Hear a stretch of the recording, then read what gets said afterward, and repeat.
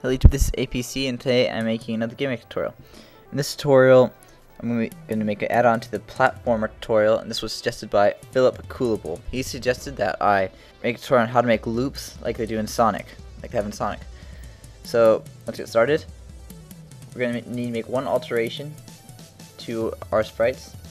Go to the player sprite. I'm making a circle instead of a square. Make it blue because Sonic is blue. This isn't really necessary, but it'll make it look a lot better. So next we need to make our loop sprite. Call it SPR loop. And I'm just gonna speed this part up.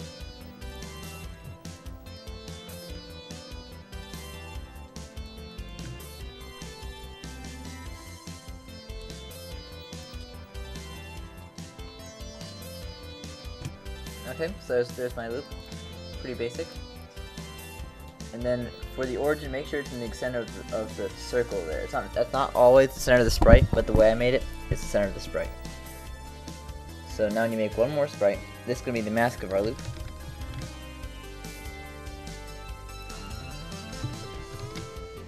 Alright, and we'd be best off copying this. Adding on here. Alright, so the way it's gonna work, remember player come around the bottom here, and then once they hit our mask, which is gonna be somewhere around here, it's going to activate the loop action. So we need to make a mask somewhere around here. So let me just make a little rectangle around that area. There you go. That's all I need for the mask. I'm just gonna delete the rest, and that's our mask. Make sure it has the same origin as the loop sprite.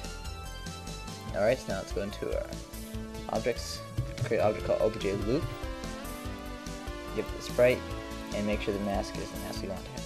And that's all for that. Now obj play. Let's go into the creation event, and we're going to create three variables. First variable is called loop, set equal to false. This will represent whether it's doing a loop right now, or whether it's in progress of a loop right now. Next one is going to be angle. This is going to show the progress along the loop we are. You'll understand better what it means later, but for now it doesn't really matter what we may set it to, but just make sure it's initialized. And the last one's going to be change. I don't expect at all for you to understand what this one means yet, but for now we're going to set it to false, or set to true. This will show whether the rarity is switched from loop being true to loop being false, and vice versa.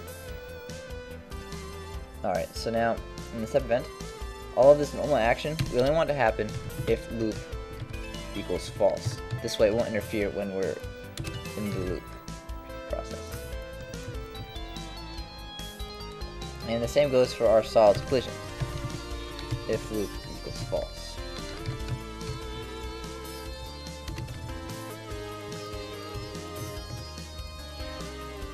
Alright. So now let's code how the loop's going to start.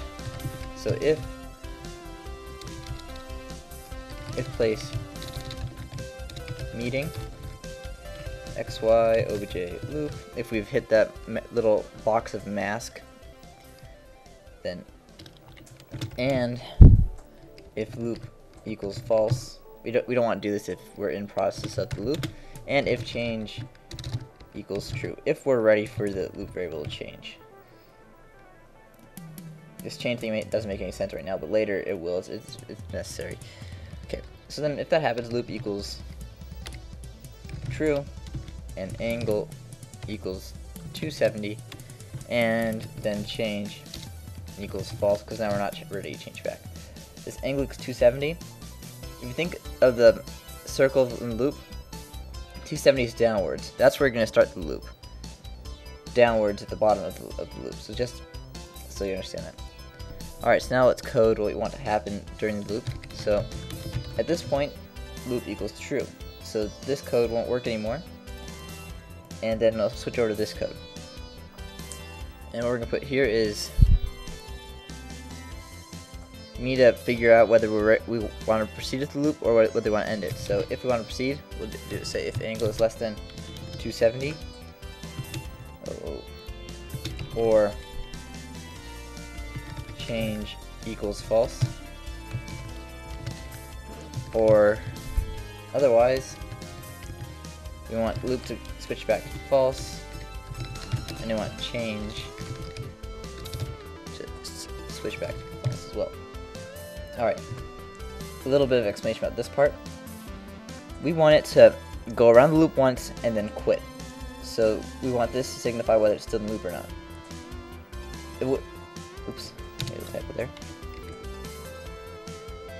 It wouldn't be enough to simply say if angle is less than 70, do this, and if it's more than 70, if it's past 70, do this, because in the beginning it's going to pass 70. So what we're going to do, made a typo there as well.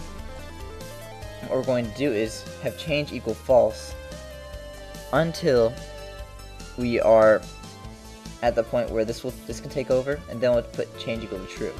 And then once we exceed 270 for the second time, it can go over to this part. Alright, so the way we're going to do that is if angle is more than 0 and angle less than 90. This part doesn't really matter, just make sure this number is less than 270. And when that happens, we want change to equal true. And there we have it. Now we need to calculate what our x and y values. Now we're going to recalculate the x and y values every time it goes through this code to figure out which x and y values you need to have to show the progress along the edge of the circle. So I'm going to write out x equals obj loop dot x plus 48 times cosine of angle times pi divided by 180. Okay, this code is a mouthful. It's very useful. I use it a ton. And in my slopes tutorial, I showed you what it means mathematically, but I really don't feel like doing it this time. So if you want to see that, you can go to my slopes tutorial. You can click the screen right now and watch my slopes tutorial and see how that works. But otherwise, I'll just explain to you in general what it does. Tab later again. Alright. First, the cosine function works with radians and not degrees. So this times pi divided by 180 just simply changes angle from degrees to radians. That way you won't get any glitches. Otherwise it'll go around the circle a lot faster than we want to. Alright. In order to find out what x we want, we multiply how far we want to be from the point from the center, and we multiply by cosine of the angle, so that way we'll find out x, and then we'll go with the similar equation for y. So I'm just going to copy this, put down y equals, we've looped out y, and we have to subtract here because the axis is flipped, and then instead of cosine it's sine. Okay, I hope that was a good enough rough explanation of what it's supposed to do. If it didn't make any sense and you want to know more, then I would suggest that you watch my slopes tutorial. Alright, so now we want to progress further, so we'll say angle plus equals 5. If you want to go around the loop faster, increase this number. If you want to go around slower, decrease this number. And yeah, right now, at this rate, go around the circle in a little over 2 seconds at 5. Alright, and then we want, this part really shouldn't be necessary, but it's this weird game maker thing, so I'm going to say angle equals angle mod 360. Problem is that game maker has a tendency to make angle more than 360 degrees, so this will make angle go back to 0 once it equals 360. If it went above 360 degrees, this part wouldn't work, and then it'll cause a bunch of problems, wreak havoc on our code. Alright, so now this part is done. It's gone over to here, loop equals false, and now it's gone a full circle and it's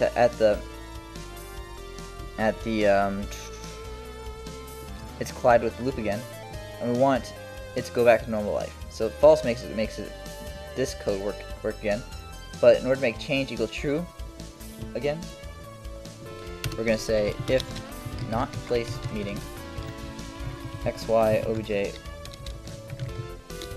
loop and loop equals false, or not in a progress over loop, then we want change to equal true again. Sure. Alright, so now you go into our room. Let's place our player more to the left, and don't select the underlying. Put the loop so it lies right on top of our solids. So there we go, that worked. Alright, now test it out. Okay, so now moving around, physics work exactly as it should. And then right now I've collided with the loop, but it's not doing anything because we changed the mask. Okay. So now I collide with the mask and it goes around the circle like it's supposed to, except for one thing which I forgot. This will work a lot nicer if you set the origin of the player to center. Just a heads up that I should be testing it. Sorry for that glitch. So here we go. We come to the there, and it goes around the circle, and it keeps going around, which it's not supposed to do.